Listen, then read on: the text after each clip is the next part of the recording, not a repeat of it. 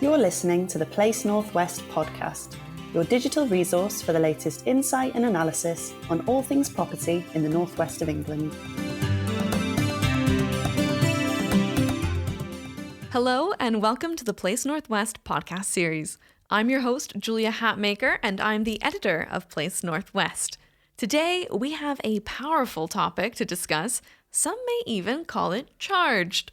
We're talking about the state of the national grid, the demand for reliable energy, and what the public and private sector can do to secure its future. Joining me today, I have Leah Holmes, an associate utilities consultant of smart energy and sustainability at Hydrock, which is an integrated engineering, design, energy, and sustainability consultancy. I also have joining me Carol Culley, Manchester City Council's Deputy Chief Executive and the City Treasurer. She's also the lead for the Council's Zero Carbon Action Plan. Leah, Carol, welcome. Hi, thank you. All right, so I'm going to toss the first question at Leah. Leah, can you just explain to us briefly, why is power so important right now?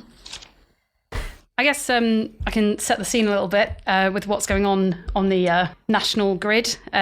We've obviously got an aim to reach net zero by 2050. Everyone's well aware of that. And to be able to do that, we have an obvious or evident increase in our electrical demand. So transport has become electrified with electric vehicles as we move away from diesel.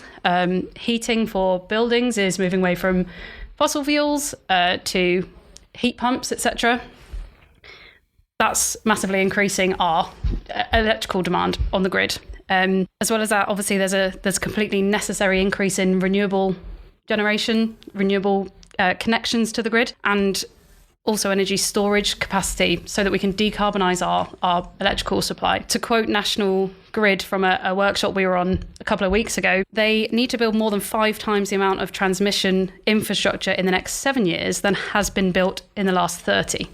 All right, so, obviously we talked before about there's the grid infrastructure can't handle this now increased demand, but there's also the net zero angle of things and wanting to be as sustainable as possible. Carol, how are you seeing that from your end with the City Council? So just to put this into a little bit of context, as the City Council and indeed Greater Manchester and for the city, we're incredibly ambitious and we're looking to achieve zero carbon by 2038 at the latest, and that at the latest is quite important. As people who know Manchester know, it's an absolutely fantastic city.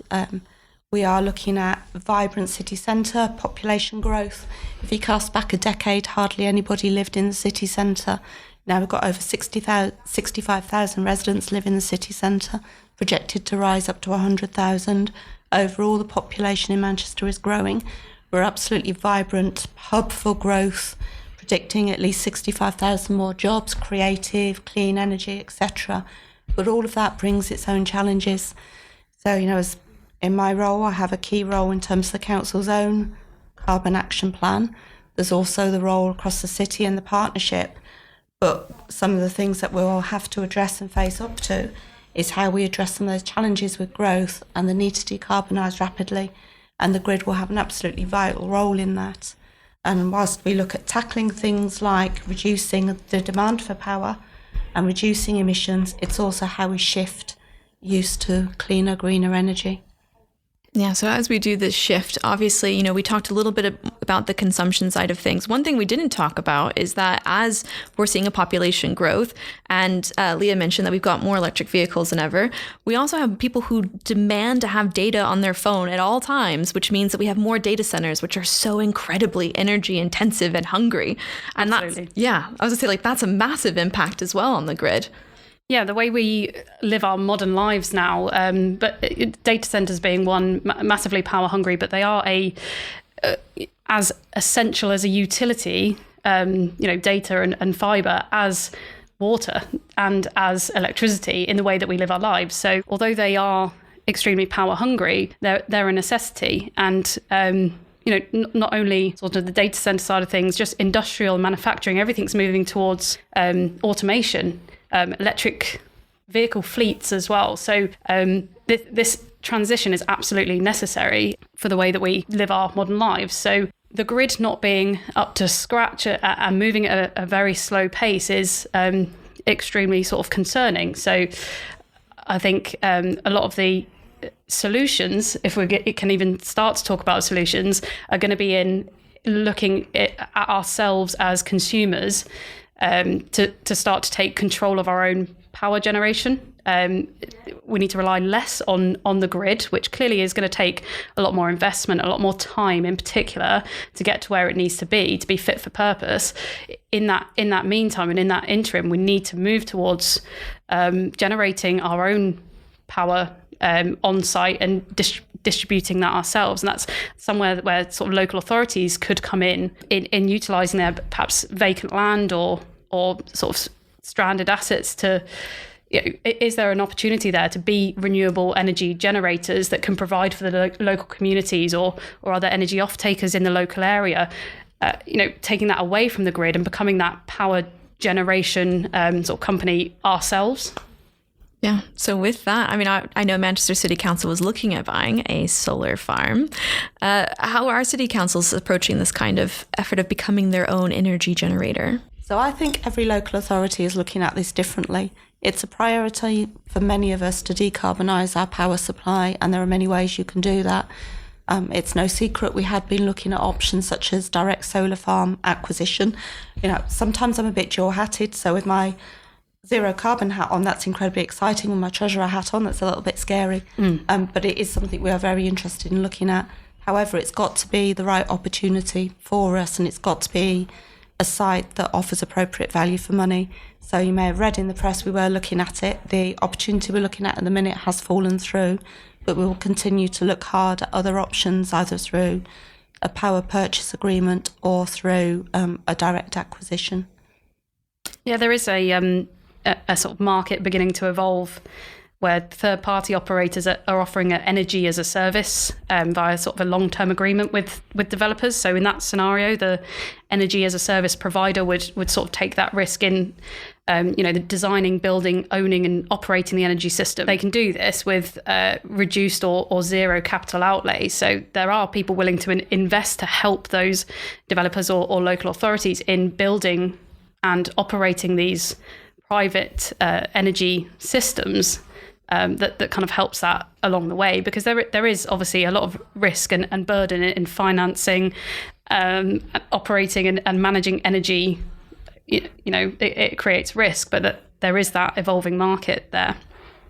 And I think we were talking earlier, Carol, about how important it is, like as much as there is a market and an agreement to it, the council really needs to be absolutely certain when the energy comes from. Wasn't that your point? Yep. It's really important that when we're looking at our energy, we know it provides additionality rather than, perhaps purchasing from a scheme which already exists. So through our actions, we're not making that difference. As a council, as a city and as a city region, we've kind of stuck our necks out a bit, and we've got a carbon budget that we've got to deliver within and get down to zero. So the way I look at this now, because sometimes a target that is years ahead in the future can feel a little bit nebulous, or you can kick the can down the road till tomorrow. But what we have done with the Tyndall Centre is calculated a carbon budget that we have as a council and as a city between now and 2038. And we only have a limited amount in that budget, and the more we continue to produce emissions or burn carbon in the meantime, the less of that budget we have less for future years. Not an easy thing to explain, so hoping that made at least halfway sense.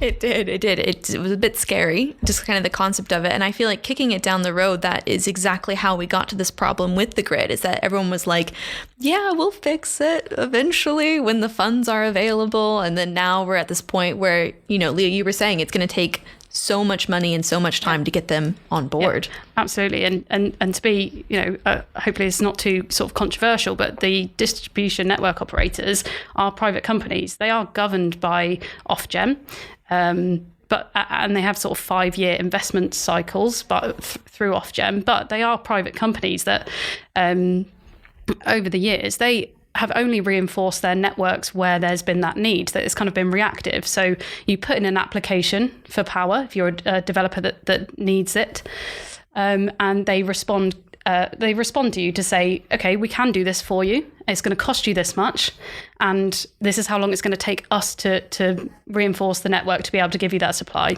As of the 1st of April, which we're now past, now that this podcast has come out, but recording this, we were leading up to it. The DNOs are starting to fully fund any reinforcement charges that are upstream on the network, whereas previously this was down to the developer or the consumer, the customer, to pay for the reinforcement charges on the network. What that's done is drive really a lot of competition, almost a frenzy really for this grabbing of power capacity. Because if you're not first in the queue when you put your application in for power, you may miss out on that last bit of capacity that's on the network. And because they're freeing up the cost side of things, there's less of this cost barrier to connecting to the grid. It's driving lots of people to compete in terms of timeline for who is getting their power first. So we've had some clients speak to us about putting in a power application at 1 second past midnight on April the 1st to make sure that they're in the queue for power as these regulation changes come into effect. And I just want to make sure I understand that correctly, because it's the first time I've heard of this, which is terrible. I probably should not admit that on a podcast. Well, they're not making it very transparent. So what it's called is Access and Forward-Looking Charges Significant Code Review, which they're calling Access SCR. And I don't know what that means something to me, because this is what I work in and I talk about it day in, day out. But for the general population and everyone else, what does that really mean? But it's actually massive. It means they're taking away this cost barrier to connecting to the grid, but what it's driving is a massive queue. So at the moment, when you apply for power, if you're vying for power on the network in the same region as someone else or the same area, it's like overselling seats on an aeroplane. They put you into a queue, customer 1, 2, 3, 4, depending on the time and date that you applied for it. And if you're customer number 1, if you're ready to sign on the dotted line, pay a deposit, which is usually 10% of the complete connection cost. So this could be £250,000. You have to be ready to accept and pay that to secure your power capacity. And everyone else behind you in the queue will lose out and will need to either wait the years and years and years that it's going to take for the network to be reinforced, or their development's just gone bust, really.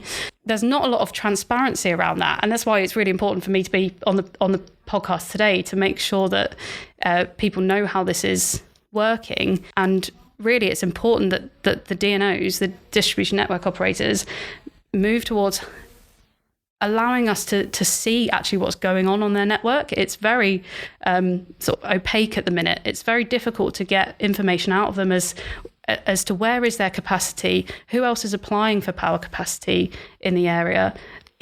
What it's doing is driving competition between us, which is not the way that we need to move towards having a net zero nation. Everything is about working together, as we always talk about. But that's the sort of controversial side of it, that how are they really helping us when they're keeping everything kind of under wraps? That's both very interesting and very terrifying, I think, because one of the real dichotomies we've got at the moment is, as we move as a nation to decarbonising, the demand through electric vehicles and some of the other technology coming on stream will place immense pressure on the grid, and you're left with that challenge of increasingly electric solutions, excuse the technical jargon there, needing to put more power onto the grid from greener sources, solar panels, other sources, and then what you do with the gas infrastructure that remains. So that was, as I said, quite interesting, quite terrifying to hear. I just want to bring the conversation a little bit more local now that we've talked about things nationally. What is the power situation when we're talking about the Northwest? The current scene in Manchester in particular is that there is no capacity in anywhere other than Salford if you wanted to connect. Everywhere else would need network reinforcements. But I do know that Electricity Northwest, who is the distribution network operator for Manchester, are investing in increasing capacity. They are on board with reaching net zero. So they are doing what they can in investing in their network. And I think we are fortunate in the Northwest to have Electricity Northwest as a partner. The council works incredibly closely with them. And I know they will be spending something like 1.7 billion investment in the grid over the next few years. So I don't think it's all doom and gloom. I think it's challenging, but not all doom and gloom. So there's the issue with the grid. There's the lack of transparency about what's going on with it, how we get the access. I mean, is there anything that we can do to fix this other than fix the grid? I mean, there are some practical solutions that, the likes of Hydrock as engineers can advise on. And the main one and the sort of most proven one really is embedded generation. So on-site power generation and storage, so that you are less reliant on the grid. So the most sort of proven version of this is solar power, solar PV with battery storage. So we've worked on a few schemes that you can sort of see the results from. We do a kind of techno-economic appraisal of this as well, so you understand the cost, capex versus operational expenditure, and when are you going to get that payback from the infrastructure that you're going to install. So we worked on a later living residential project very recently with an aim to reduce the load demand, first of all, from the grid. So it needed 1,500 kVA. We looked at installing PV and battery storage to lower that load. We ended up lowering it to 800 kVA. So although there's still a need to connect to the grid at 800 kVA, it's a lot less. It's 50% less by installing battery storage and solar to sort of flatten out those peaks. I feel like the basics is, it sounds like battery storage is a really big solution to this, and really embracing that and getting more batteries we have on site to really help out with the solar panels. Like, it can't just be... Absolutely, yeah. because renewables are intermittent. So what if you go a week where the sun's not shining? You can't supply your building with any power if you're solely relying on renewable generation, even wind and solar together. So what the battery does is able to store it overnight or for a day, and then feed that back out onto your site when the highest demands for power are there. So in the sort of a very outdated example, most people know about there's power peaks back in the day when everyone stuck their kettle on between watching Emmerdale and Coronation Street.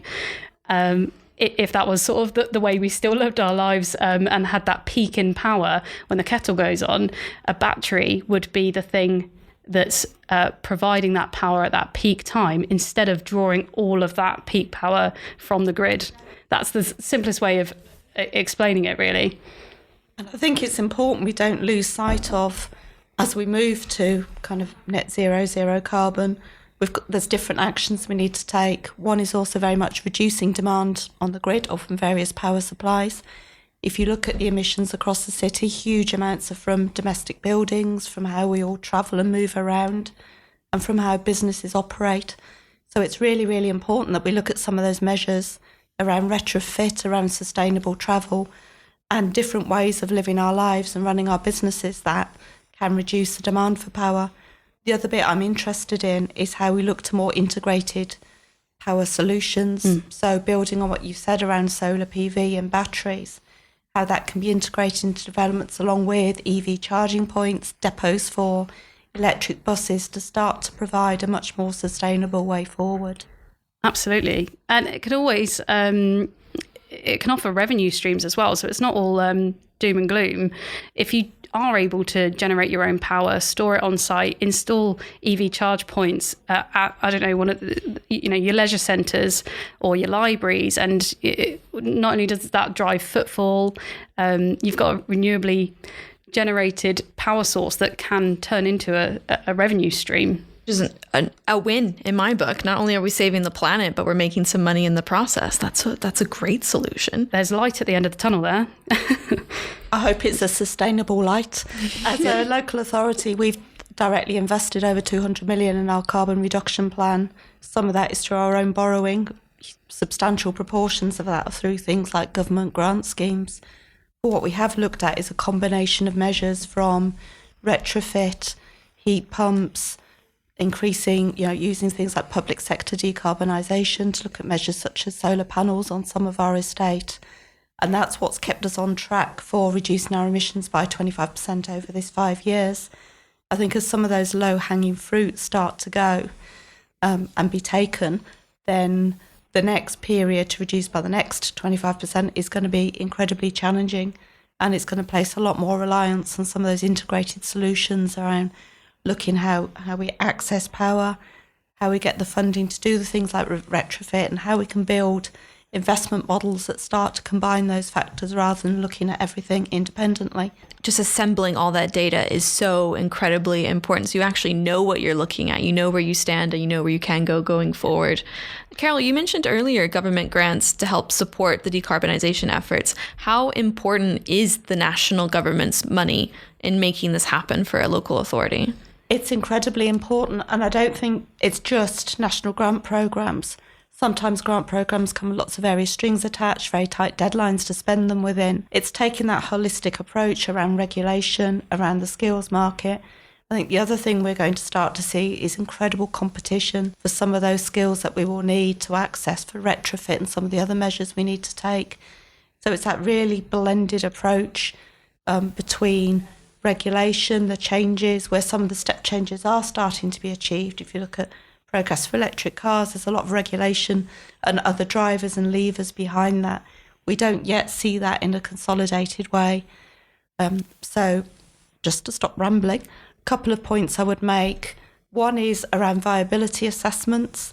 One of the things that really worries me is we've got this huge challenge that we've got to meet. But if we're not careful, as a country, we're going to carry on down the path of building things that will need retrofitting in the future. And balancing in the current economic climate, affordable housing, infrastructure requirements, and the low carbon measures that you would want to see in place is incredibly challenging. So I think at that kind of macro level, there's a really important role. At the micro level, some of the programmes, and I'll plug you, the UK 3CI work around how you develop some of those investment models and place-based approaches is also going to be really important to look at how we can get the right funding models and steps in place to support this. I'll give a little plug just to match some of your puns at the start to the local energy plan and some of the work we've done with our partners like Electricity North West that starts to set out how you can prioritise and the steps that you would need to take. But with that comes an incredibly high price tag. If I say it really quickly, I sleep at night. If I say it really slowly, I don't. But sort of estimated that to get to where we need to be as a city would cost 13.2 billion. What? 13.2 billion? Yeah, it's in the local energy plan. It looks at all the measures. So, for example, reducing demand through basic retrofit, deep retrofit of a number of properties and a number of the other steps that would need to be taken. I'd also point you in the direction of the Manchester Climate Change Partnership sort of framework, and that sets out really clearly actually what's in our gift as a city, but the price tag associated with it. What's not in our agency, but where we need different approaches from government, and then the things that we should just be cracking on with. How many, like if you were going to divide up how those sections look in a plan, is most of it stuff that you guys can just get cracking on with, or is most of it national government? I think there's a balance between the two. One of the when you're facing a huge challenge, and I watched Don't Look Up on Netflix, which was slightly surreal, but also slightly scary when you start to reflect on it. The risk is everybody puts their head in the sand because it's in the too expensive or the too difficult box. So I think it's important we carry on with the lobbying piece and getting that longer term sustainable, maybe not quite so much competition to get your power from the grid, but also what steps individuals and people can take to reduce their own kind of carbon consumption. And it's going to be a combination through national government leadership, city leadership, looking at the right investment models, and everybody taking the steps that they can take. That sounded a bit preachy, sorry, but it's something I'm quite passionate about, and there's just not an easy answer. So I think it is through that combination of different measures. If you had to, this is the hard question that always comes out. If you had to pick one area to really focus on to help alleviate some of the pressure coming on the grid and the energy supply issues, what would be the one thing that you think this is the most important thing we need to do, or the most important thing we need to address? I'm gonna give you a moment, Carol, to think on it. Leah, I'm gonna come to you first. I would say it's energy storage, because there's enough power being generated in the UK. We're very good on wind. We're very good on, we're not very good on solar, actually. It's not that sunny, but we have almost enough renewably generated power, but it's the storage that allows us to flatten out those peaks in demand. So when the sun isn't shining and when it isn't windy, that energy needs to be stored so it then can be distributed and used. Otherwise, it's just wasted. So battery storage, okay. Carol, what would you say is the one thing we need to focus on? I was very tempted to say I really don't want to answer that question, but I'm guessing that isn't an option. It's not. No, I thought you would say that. For me, there's a balance. Spot the accountant that never likes to give a clear answer to a difficult question between how do we future-proof and change the approach so we stop doing things that aren't sustainable. I agree with your, energy storage 100%. The other thing that kind of strikes me at the moment is the importance of a just transition. We're going through incredibly volatile fuel prices. Mm-hmm. So being able to develop the skills, the capacity and the right funding streams and funding models to deliver retrofit, both reduce demand, support people with more affordable energy bills and reduce the emissions feels like a win-win that absolutely has to be cracked. The work of people like yourselves is key here because one of the big challenges we've got is confidence in new technologies and being able to access the right skills, the right providers, and to make it a lot easier for people than it is at the moment. It does feel like, everyone is becoming much more aware about this. I feel like before, if you go back 10 years, it might have been a concern for several developers and engineers. But now I hear about energy all the time. And that is because of the rising cost of it and people's, I guess like they're more understanding of what actually is happening with the planet right now. Everyone wants to be green. And I guess that kind of does feed into a council's priority list. So do you feel like that the local people have been influencing how the council's been approaching renewable energy and retrofit? Definitely. And it is right up there in our priorities now in a way that it probably wasn't 5 to 10 years ago. So it's always been part of the Our Manchester strategy for our city around sustainability. But what we've done within the local authority, and this does very much come from pressure from politicians, from residents, as well as what we know we need to achieve, is if you look at our corporate plan, the carbon agenda is right up there as one of our top priorities. And some of the things I've worked very hard to do is to embed that into our day-to-day business and decision making. So it's not something that's sat, I was moving my hands around saying, not something that's sat over here, that's really helpful on a podcast, isn't it? But not something that's a team of clever people, far cleverer than me, doing in a corner. But how do we embed that into our approaches for procurement? How do we approach that in our approaches for capital schemes and things we deliver directly? And just how do we do that in our staff policies, staff travel, so it becomes part of everything we do?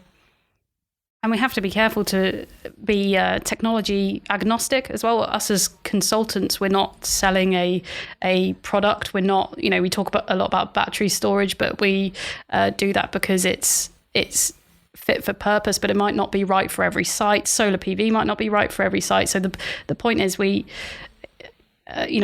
might be approached by air source heat pump providers or other generators or people with the products who are pushing that their solution is the best solution. But as consultants, we make sure that we are agnostic to what the technology is, as long as it's the right mix and a smart mix for solving whatever the issue is.